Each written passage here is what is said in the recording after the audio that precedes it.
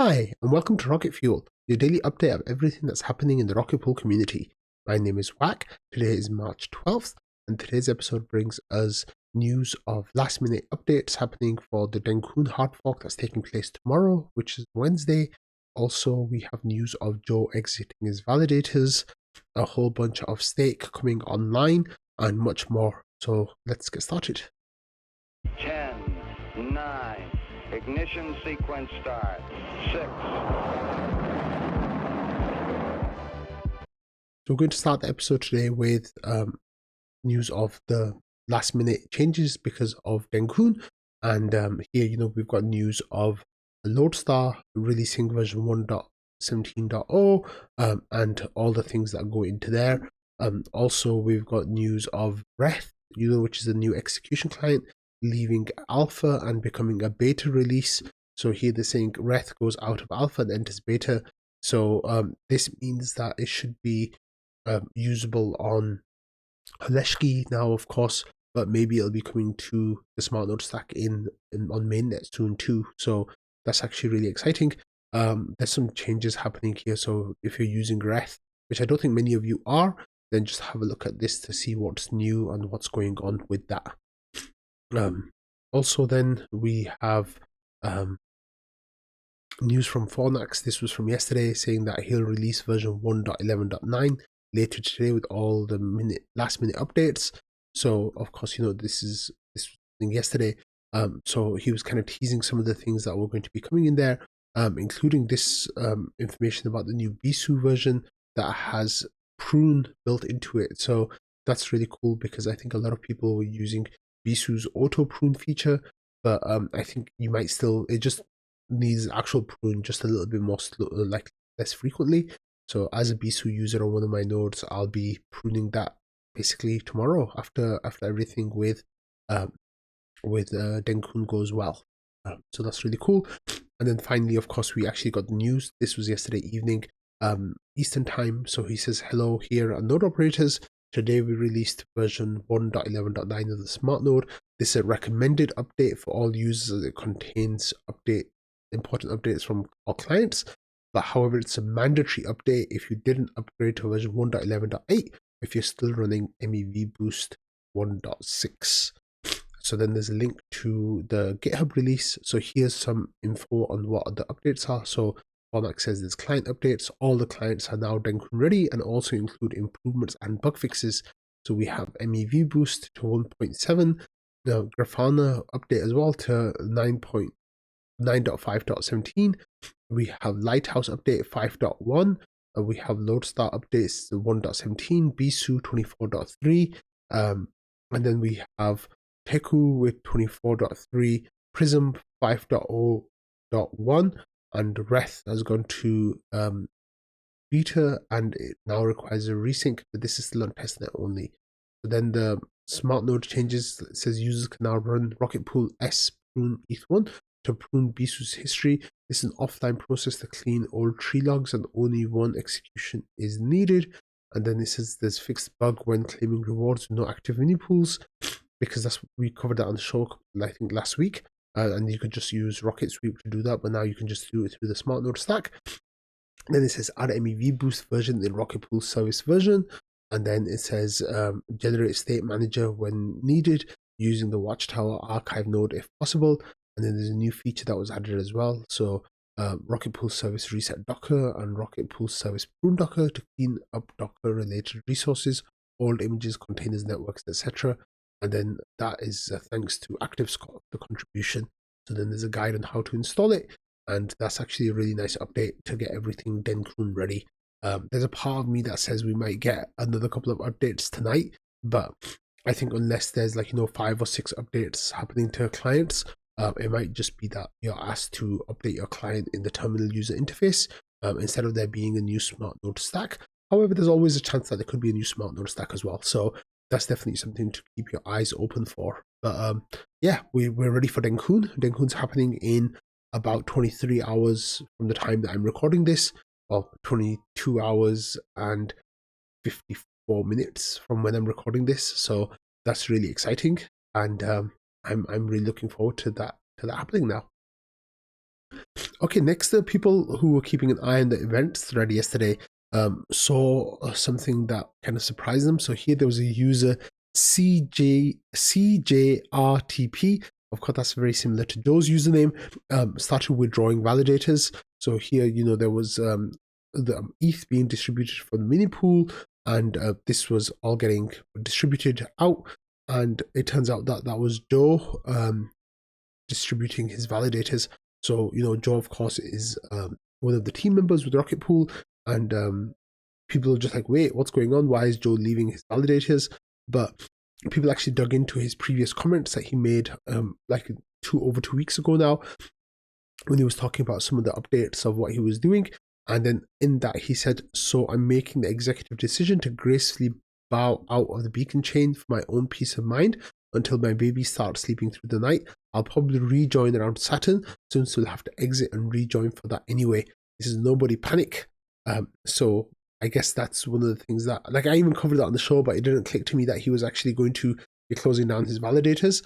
So that was something that kind of raised a few eyebrows yesterday, but then I guess people kind of understood that Joe was, doing what's best for his family, and it kind of makes sense because you'd likely have to churn your validators for Saturn anyway.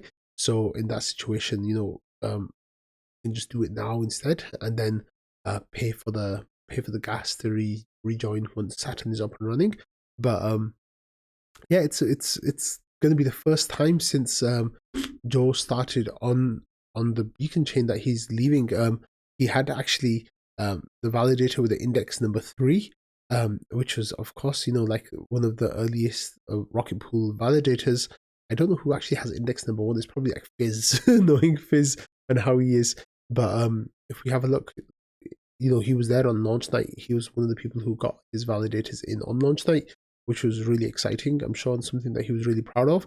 But like, his node index was 4, so he was literally the third person the fifth person to start a node. But in terms of validator, look, this was his. Let me just change the screen so you can see. This was his validator right here, number 3, right? Like, so he was one of the very, very early stakers with Rocket Pool, and it's a real shame that he's closing down his validator. Like, it's kind of sad. So yeah, it's totally understandable, but I just thought I would give Joe a shout out because it was awesome. Okay, going back to the Discord now, we have still more Joe stuff. Okay, so as you all know, it's rewards night tomorrow. So with rewards night comes a whole lot of people buying RPL and staking RPL. Well, that's happening again. So people are trying to get above 10% collateral, and this whale over here not bought, but staked 13,400 RPL to their validator. And I saw a couple of other instances as well, people staking tens of thousands of RPL onto their validators just to get to those, to the collateral levels where they'll be able to earn RPL rewards as well. So this person, did that. I think you can expect some buys to come in today, before the and tomorrow probably as well, before the reward snapshot happens, just so people can like top up their validators to get up to 10% or even higher, I guess, for some people, because the rewards, if you're in the higher reward levels, then you'll get outsized gains for that. So it's kind of nice to add more RPL. That's what I did a couple of weeks ago. I added a whole lot of RPL to my validator just to get more rewards in next periods while people are under collateralized. Okay, we have this post from NeverAnIsland. So he says, "Hey Rocketeers, I'm going to build a Rocket Pool powered staking as a service provider similar to all nodes, and I'm looking for a co-founder. There's product specification and business plan outlined here, and there's a link to a Google Doc. It says, and they're approved by the GMC as milestone A of the bounty, and then there's a link to the bounty form, the bounty page. It says, ideal co-founder I seek is either a senior front-end or a full-stack engineer, React plus Next.js, Node.js, or an expert marketing specialist.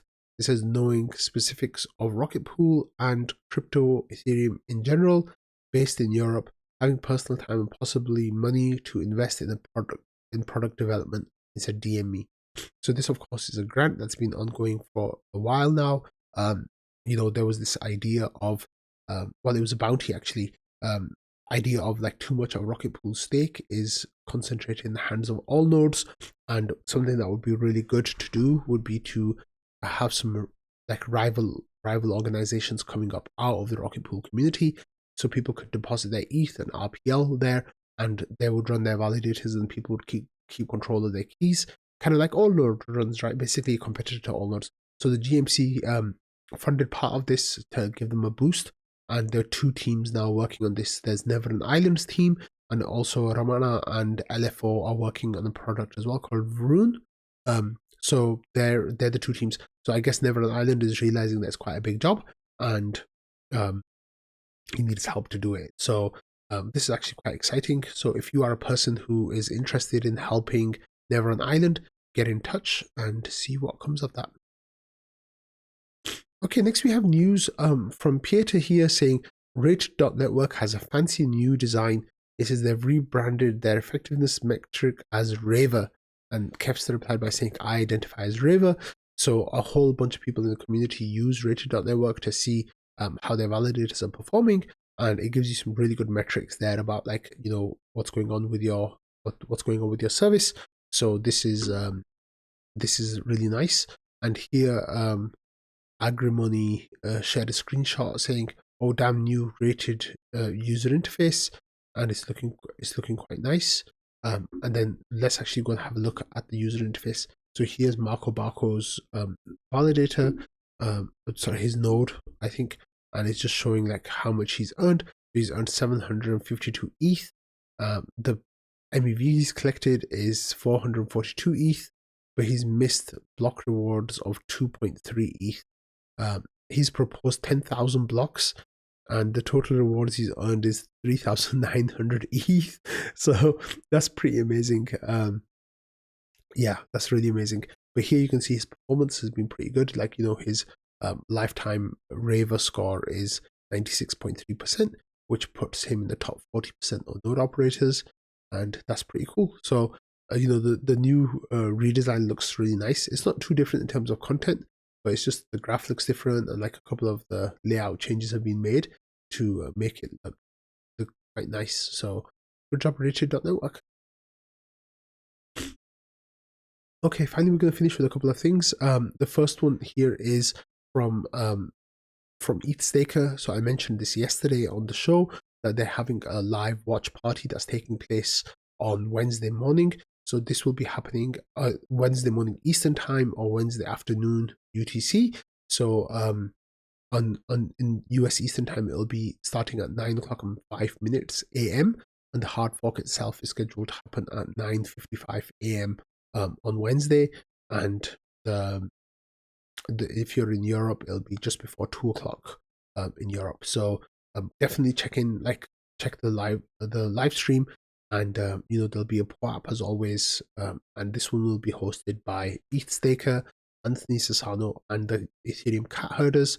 So you'll expect to see some of the big names in Ethereum, like Danny Ryan, Justin Drake, Tim Biko, etc., maybe even Vitalik as well, will pop into the stream and watch along. So that's going to be really exciting for you to watch if you are all interested, which I hope you all are, because that's why we're stakers, right? We're here to like help these kind of things happen. Okay, finally, I'm going to talk about something that I'm going to start talking about more regularly on the show, because it's something that I've been thinking about a lot. So I've been really open in trading about my crypto and like how I'm planning on selling in this bull market. So I have a price target, and I put a post here in trading yesterday saying I'm now just 4x from my first sell target. So I've talked about this quite openly about how I'm planning on selling all my crypto. And this has got nothing to do with like dumping my bags or not believing in Rocket Pool or anything like that. Like, there will be a time when I will sell all my crypto. And the reason for that is I've been in crypto since 2017. I got in right at the peak of the bull market in 2017, in December 2017. So I've been through this a few times. And I think now is the time for me to take some money off the table. And, in 2021, I kind of round tripped it because I was under the idea of, being a forever holder. However, that's changed now. And, I feel like I'm in a position where I could take life-changing money off the table, and I'm going to do that. So that's got nothing to do, nothing against Ethereum, nothing against Rocket Pool. There will be a day when I sell a whole lot of RPL, and I'm sorry in advance, but that is going to happen, and it's got absolutely nothing to do with my conviction in Rocket Pool or anything like that. Like I said many times, I'll keep making Rocket Fuel as long as the GMC wants me to do that. I might keep one validator going, in perpetuity, just to make myself eligible for node set. But other than that, I will likely sell everything. So I'm just letting you all know that that's the situation. Just so I don't get accusations of dumping on people after hyping Rocket Pool or anything like that. The purpose of this channel is a news channel to cover things that are happening in Rocket Pool. I'm not of the mindset where we're diamond handing it or anything like that. We've all got our own journeys that we're taking, and I'm at that point in my journey now where it just makes sense for myself and my family to have an exit plan. Of course, it goes without saying that I'm a crypto expert. Like, I've spent years of my life dedicated to this, so I'm not going to leave the space. Most likely, what will happen is I'll take some money out and then try to see if there's a moment to come back in at some point a year or two later, depending on what's happening with the markets in that time. So that's kind of what I'm thinking. Those are my ideas. I'm going to be talking about this at least once a month or so, or up to the point at which I sell, just to let people know, like new people coming along, that I will be selling, and that's my idea. But it's got nothing to do with my conviction in Rocket Pool, Ethereum, crypto, any of that stuff. It's just the situation my life is in. So on that note, I'm going to end today's episode. Thank you all for listening, watching, and being part of the Rocket Pool community. I hope Dencun hard fork goes well. I'll be covering that in tomorrow's show, because I will almost definitely be recording it after the hard fork has already happened. Hopefully it's a drama-free, stress-free hard fork and everything goes smoothly. But I will definitely let you all know how that went when tomorrow's episode is recorded. So once again, thank you everyone, and I will see you all tomorrow. Bye.